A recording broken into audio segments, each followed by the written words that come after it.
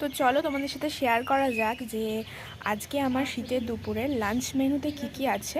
তো একটা ছোট্ট ভিডিও তোমাদের জন্য। তো আসলে আমি খেতে খুব ভালোবাসি, জানো তো। তো এখানে আছে বাঁধাকপি মটরশুঁটি দিয়ে, শীতকালে বাঁধাকপি মাস্ট মাস্ট বলতে কি অতটা ভালো খাই না, কিন্তু আজকে করেছে মা। অ্যান্ড এখানে আছে বেগুন ভাজা, এখানে আছে দেরাদুন রাইস, ঠিক আছে। এখানে আছে একটা তরকারি সব দিয়ে, জানি না এটা খাবো কি না আমি। তো এখানে আছে চিকেন কষা, মাকে বলেছিলাম একটুখানি চিকেন কষা রাখবে। আর এখানে একটা শাক আছে, বেতে শাক বলে।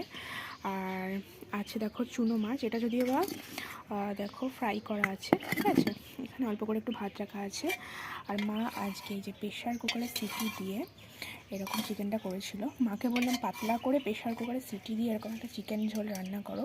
তো গরমে তো আমরা এরকম ভালো খাই, কিন্তু শীতকালেও আর কি ভালো লাগে শীতের দুপুরে।